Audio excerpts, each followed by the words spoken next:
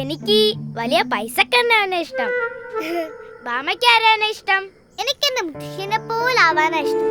അതെന്താ അങ്ങനെ? എനിക്ക് എന്റെ മുത്തശ്ശി ഒരുപാട് കഥകള് പറയാറുണ്ട്. അതൊക്കെ കേൾക്കാൻ എന്ത് രസാന്നറിയോ. എനിക്ക് എന്റെ മുത്തശ്ശിനെ പോലായാ മതി. അമ്മ വിളിക്കുന്നു, ഞാൻ പോവാണേ.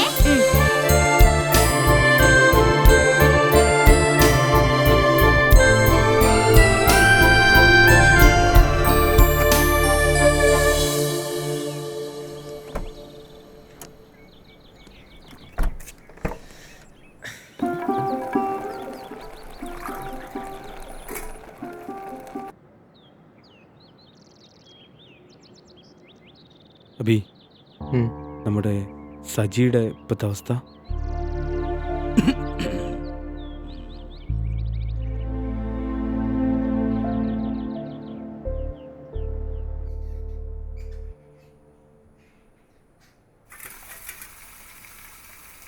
ദേവുട്ടി, നിന്റെ പല്ല് തേപ്പ് ഇതുവരെ കഴിഞ്ഞില്ലേ? കഴിഞ്ഞല്ലേ സാരു, ഓടി വാ, എന്റെ ഏട്ടൻ വന്നു.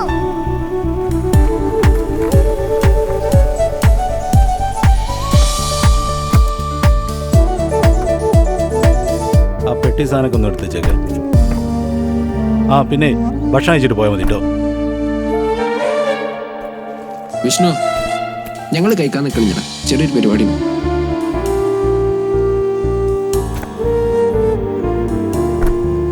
എന്താ ദേവുട്ടി? ഒന്നില്ല, ഞാൻ എന്റെ ഏട്ടനെ കണ്ടിട്ട് എത്ര നാളായി എന്നറിയോ? എന്നിട്ടിപ്പൊ കണ്ടപ്പോഴോ? എന്താ പന്റെ കഥ? ദേവുട്ടി, ഏട്ടന്റെ സാഹചര്യം നിനക്ക് അറിയണതല്ലേ, നീ വിഷമിക്കാണ്ടിരിക്കി. അഞ്ജു, ഈയിടക്ക് സജിന്റെ വീട്ടിലെങ്ങാനും പോയിരുന്നോ? വിഷ്ണു, നീ വന്നോട്ട് അവന്റെ കാര്യമുള്ള സംസാരിക്കണേ. വേറൊന്നും ഉണ്ടായിട്ടല്ലടാ. നീ ഈ ചെറുതിനോട് വല്ലതും മിണ്ടിയോ? നിനക്ക് ഇവരൊക്കെ വലുതാണോ അവൻ?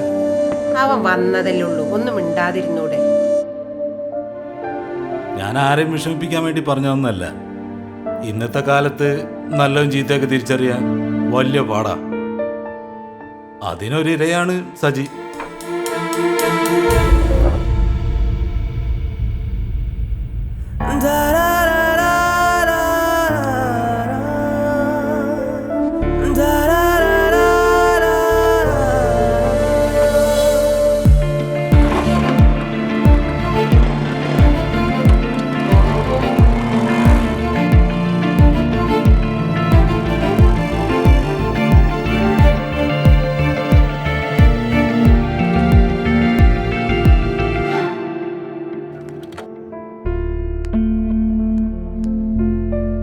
ആ വിഷ്ണു, അച്ഛൻ പറഞ്ഞിരുന്നു വരുന്ന കാര്യം. സജി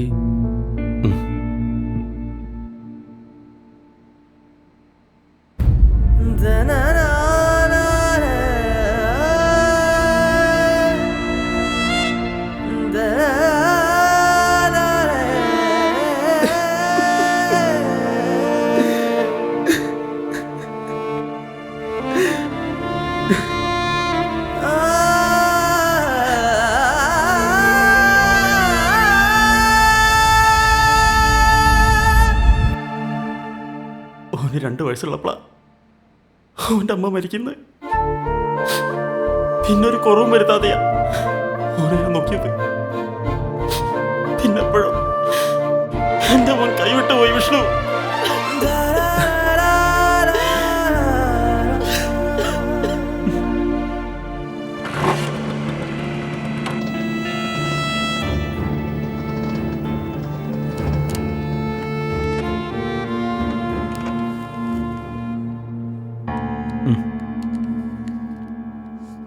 കയറ്.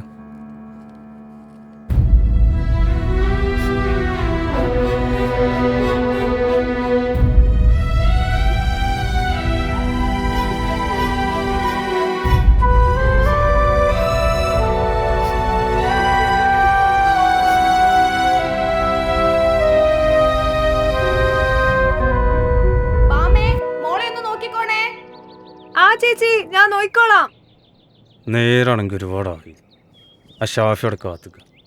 ഇവളതിൽ ഒരുക്കം കഴിഞ്ഞ് ഇറങ്ങുന്നോ. എടി നീ വരുന്നുണ്ടോ?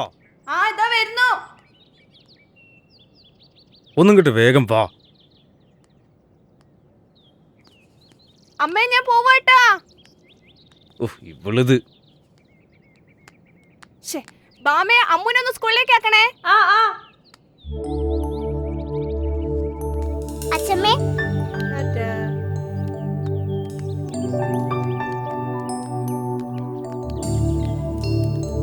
ഇന്ന് ലേറ്റ് ആവും. ഞാൻ പറഞ്ഞതാ എന്റെ ഈ വിഷ്ണുവേട്ടനോട്, ഈ സജിനെ എനിക്ക് കാണാൻ ദേഷ്യം. സജി ശ്രദ്ധിക്കുന്നുണ്ടെന്ന് മെല്ലെ പറ. അമ്മോ നിക്ക്. സമയം, ബസ് ലേറ്റ് ആവും, നേരത്തെ വിടണേ. ഓടാ. പൂവാള പേപ്പറൊക്കെ റെഡി ആയില്ലേ? എന്നോടൊന്നും പറഞ്ഞില്ല. അഞ്ജുനെ കണ്ടിരുന്നോ? ആ കണ്ടിരുന്നു.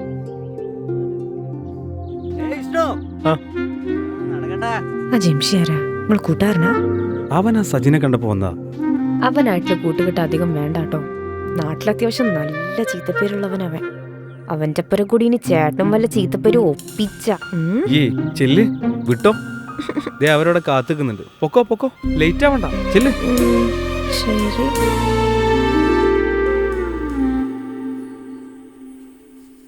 ഈ പറഞ്ഞു വിഷ്ണുടാ, ആ ജംഷൻ എന്നെ കാണാമെന്ന് നിന്നോട് പലവണ പറഞ്ഞ അവനായിട്ടുള്ള ഇടപാട് വേണ്ടെന്ന്. എടാ ഒന്ന് കണ്ട് സംസാരിച്ച് അതിത്ര സംഭവമൊക്കെ എന്താ?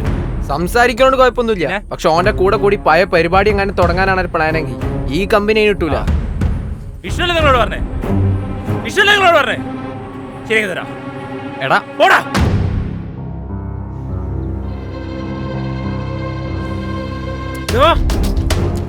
സജി, നിന്നോട് ഇന്നലെ കൂടി പറഞ്ഞ ഈ പരിപാടിക്ക് നിൽക്കരുതെന്ന്. ഇങ്ങോട്ട് വാടാ വിഷ്ണു. എന്താണ് ഇതൊക്കെ?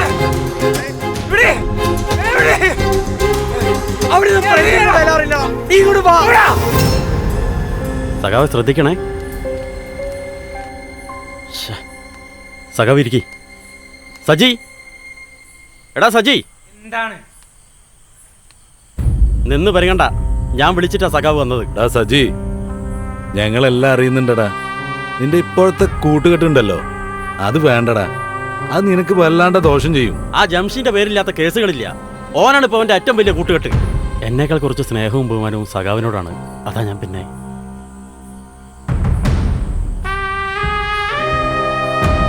സജി, ഇനിയും നീ ഇത് തുടരാനാണ് നിന്റെ ഭാവമെങ്കിൽ എനിക്കും നിന്റെ അച്ഛനും മറ്റൊരു മോൻ കൂടിയുണ്ട്. താമസിയാതെ തന്നെ നീ അത് കാണേണ്ടി വരും.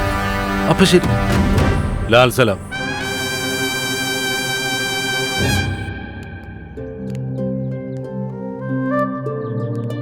പിന്നെ ഞങ്ങൾ നാളെ തിരിക്കാട്ടോ. അതെന്തേ? അച്ഛന് തിരിച്ച് നാട്ടിലേക്ക് ട്രാൻസ്ഫർ ആയി. അപ്പോ നാളെ വൈകിട്ട് ഞങ്ങൾ പോവും. ഓ അങ്ങനല്ലേ. ഞാൻ ശനിയാഴ്ച കേട്ടോ പോണത്. ആഹാ, അപ്പൊ വിഷ്ണുവേട്ട കഷ്ടപ്പെട്ടതിനൊക്കെ ഫലം ഉണ്ടായില്ലേ? ആ പോയി നോക്കട്ടെ. ആ എന്നാ നിങ്ങൾ സംസാരിക്കും, പോയിട്ട് ഇച്ചിരി പണിയുണ്ട്. എന്നാ ശരി. എന്താ മാഷേ, സങ്കടമുണ്ടോ? ഉണ്ട്. എന്നാലും ഈ ജോലിക്ക് വേണ്ടി ഞാൻ ഒരുപാട് കഷ്ടപ്പെട്ടതല്ലേ. എന്തായാലും പോകാം. എന്താ ആലോചിക്കുന്നേ? അല്ല, ഈ ശനിയാഴ്ച ഞാൻ പോവാണല്ലോ. അപ്പൊ എന്തെങ്കിലും തരാനുണ്ടെങ്കിൽ തന്നെ, പിന്നെ അതിന്റെ പേരില് വിഷമിച്ചിട്ട് കാര്യമില്ല. എന്താ എന്റെ ഉദ്ദേശം? ശനിയാഴ്ച അല്ലേ പോണേ? പോനതിന് മുന്നേ കോളേജ് ലൈബ്രറിന്റെ മുന്നിലേക്ക് വാ, അവിടെ നമുക്കൊരു തീരുമാനം ഉണ്ടാക്കാം. ശരി.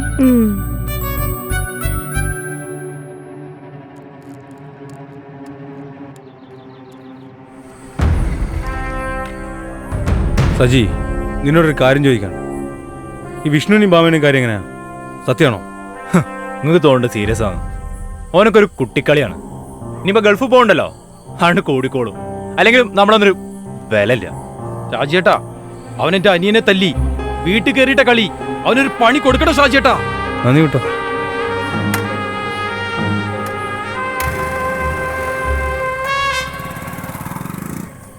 അവനെ അങ്ങനൊന്നും പണിയാൻ പറ്റില്ലടാ.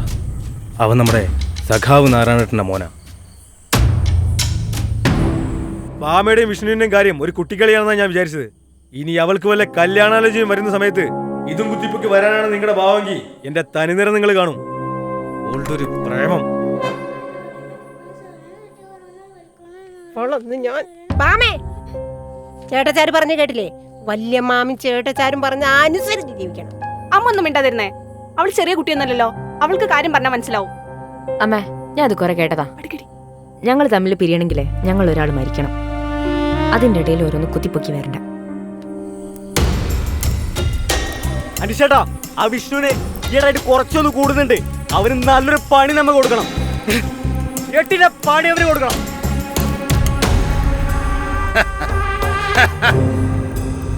ആടാ കൊടുക്കമ്പക്ക്. അതെ, ചെറിയ പണി പോരാ, നല്ല ജിമിട്ടൻ ജാതി പണി തന്നെ കൊടുക്കാം.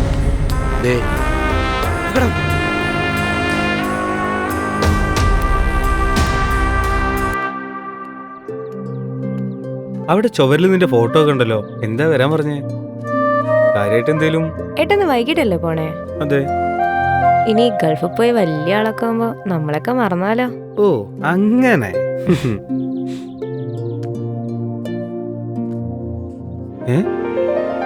ഇതെന്താ ഇത്? ഇത് നീ എഴുതിയ ബുക്കാണോ? ഇന്നായിരുന്നു ഇതിന്റെ പ്രകാശനം. എന്നിട്ടെന്താ പറയാഞ്ഞേ? എനിക്കിടക്കിടക്ക് സർപ്രൈസ് ഒക്കെ തരുന്നല്ലേ, അപ്പൊ എന്റെ വക ഒരു സർപ്രൈസ്.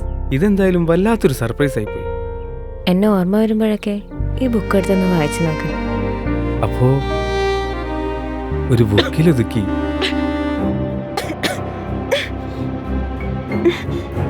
എന്തേടി? എന്തുപറ്റി? ഒന്നുമില്ല.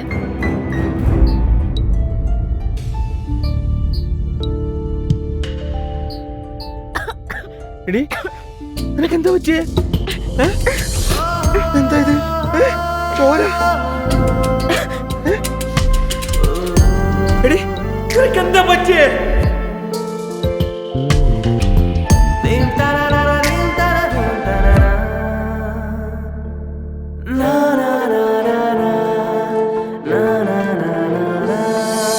പല നാളായി തിരയും നിൻ രൂപം, പതിവായി വരുമെന്ന് കനവുകളിൽ. എഴുതാതെ വൈന്നിനിയും നിൻ പ്രണയ കാവ്യമെന്നിൽ മൊഴിയു നീ. എവിടെ വിരിഞ്ഞ നറുമലരാണ് എൻ മലർവനിലൊരു കുറി കൂടി വിടരാമോ? പല നാളായി തിരയും നിൻ രൂപം, പതിവായി വരുമെൻ കനവുകളിൽ.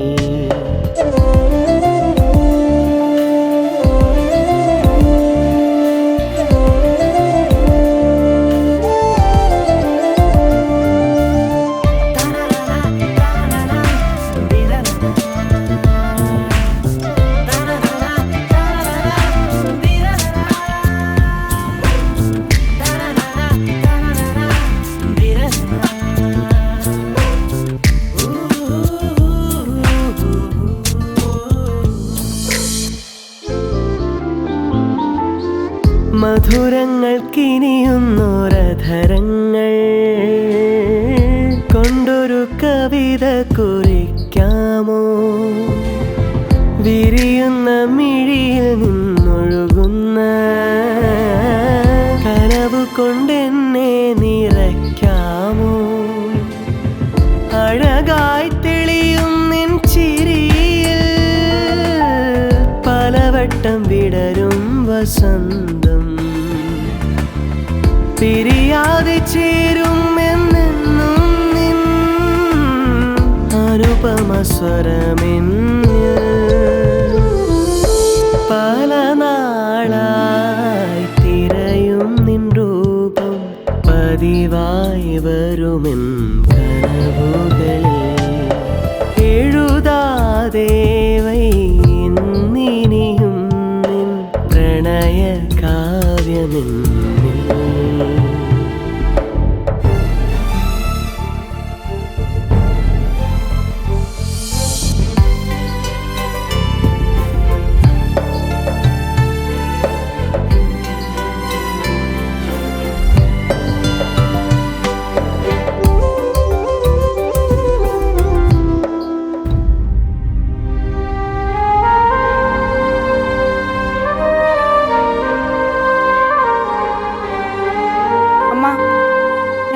റിസൾട്ട് വാങ്ങിച്ചിട്ട് വരാം. ടെൻഷൻ അടിക്കണ്ട.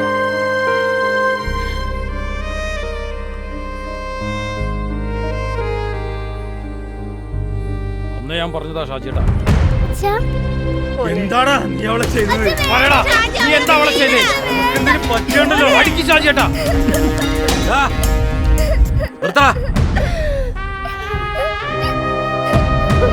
ഷാഫി,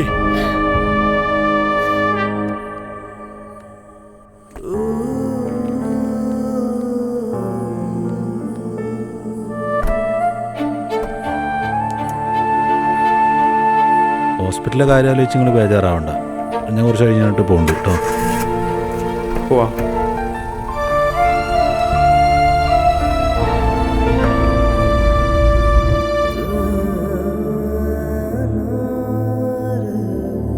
സഖാവേ, സഖാവേ,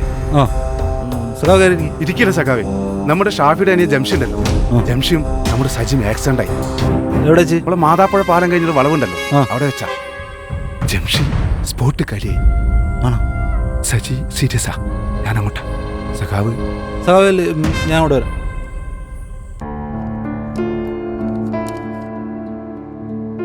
ഇതിനു മുന്നേ ഇതുപോലെ എന്തെങ്കിലും സിംറ്റംസ് കാണിച്ചിട്ടുണ്ടോ? കുടുംബത്തിൽ ആർക്കെങ്കിലും ബ്ലഡ് ക്യാൻസറോ മറ്റോ? Any history? It's already in the last stage. നമുക്ക് മാക്സിമം ട്രൈ ചെയ്യാമെന്ന് മാത്രമേ പറയാൻ പറ്റൂ.